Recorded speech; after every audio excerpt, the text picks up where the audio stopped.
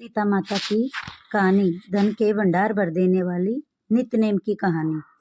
यह कहानी सीता माता कहती थी और श्री राम इसे सुना करते थे। एक दिन श्री राम भगवान को किसी काम के लिए बाहर जाना पड़ गया तो सीता माता कहने लगी कि भगवान, मेरा तो 12 वर्ष का नियम है, अब आप बाहर जाएंगे तो मैं अपनी कहानी किसे सुनाऊंगी। श्री राम ने कहा कि तुम कुएं की पाल पर जाकर बैठ जाना और वहां जो औरतें पानी भरने आएंगी उन्हें अपनी कहानी सुना देना।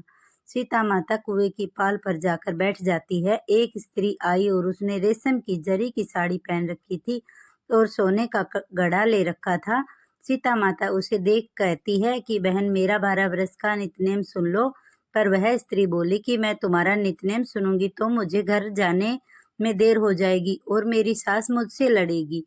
इससे कहानी नहीं सुनी और चली गई।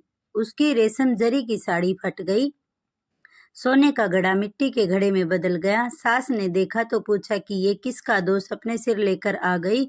बहू ने कहा कि कुएं पर एक औरत बैठी थी, उसने कहानी सुनने के लिए कहा, लेकिन मैंने सुनी नहीं, जिसका यह फल मिला। बहू की बात सुनकर अगले दिन वह साड़ी और घड़ा लेकर सास कुएं की पाल पर गई।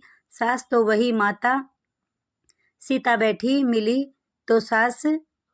तो माता सीता ने कहा कि बहन, मेरी कहानी सुन लीजिए। सास बोली कि एक बार छोड़, मैं तो 4 बार कहानी सुन लूंगी। राम आए, लक्ष्मण आए, देश के पुजारी आए, नित्य नेम का नेम लाए। आओ राम बैठो राम, तपी रसोई जी मो राम, माखन मिश्री खाओ राम, दूध बतासा पियो राम, सूत के पल का मिठो राम, शाल दुसाला पोडो राम, शाल दुसाला ओढ़ो राम, जब बोलू जब राम ही राम, राम सवारे सबके काम, खाली घर भंडार भरेंगे, सबका बेड़ा पार करेंगे, श्री राम जय राम जय जय राम। सास बोली कि बहन, कहानी तो बहुत अच्छी लगी। कहानी सुनकर सास घर चली गई और उसकी साड़ी फिर से रेशम जरी की बन गई। मिट्टी का घड़ा फिर सोने के घड़े में बदल गया। बहू कहने लगी, सासू माँ, आपने ये सब कैसे किया? सास ने कहा कि बहू, तू दोष लगा के आई थी और मैं अब दोष उतार कर आ रही हूँ। बहू ने फिर पूछा कि वह कुएं वाली स्त्री कौन है? सास बोली कि वे सीता माता थी, वे पुराने से नया कर देती हैं, खाली घर के भंडार भर देती हैं, वह लक्ष्मी जी का वास घर में कर देती हैं, आदमी की जो भी इच्छा हो उसे पूरा कर देती हैं। बहू बोली कि ऐसी कहानी मुझे भी सुना दो। सास बोली कि ठीक है, तुम भी सुनो। और सास ने कहानी शुरू की। राम आए, लक्ष्मण आए, देश के पुजारी आए, नित्य नेम का नेम लाए।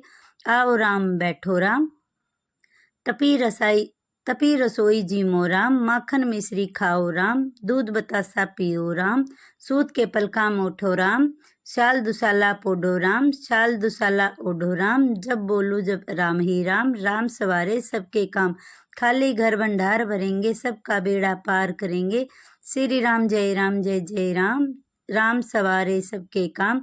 कहानी सुनकर बहू बोली कि कहानी तो बहुत अच्छी है।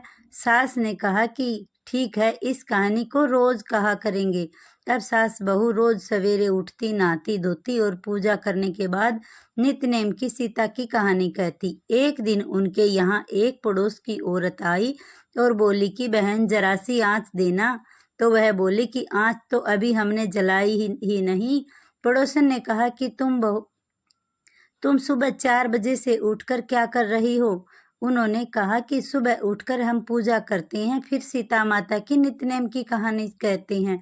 पड़ोसन ने उनकी बात सुनकर फिर कहा कि सीता माता की कहानी कहने से तुम्हें क्या मिला? वे बोली, इनकी कहानी कहने से घर में भंडार भर जाते हैं, सारे काम सिद्ध हो जाते हैं, मन की इच्छा भी पूरी होती है। पड़ोसन कहती, बहन, ऐसी कहानी तो मुझे भी सुना दो। वह बोली, ठीक है, तुम भी यह कहानी सुन लो।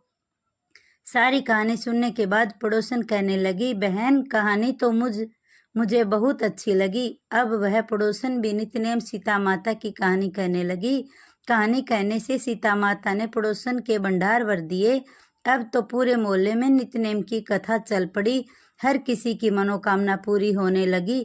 हे सीता माता, जैसे आपने उनके भंडार भरे, वैसे ही आप हमारे भी भंडार भरना, कहानी सुनने वाले के भी और कहानी कहने वाले के भी।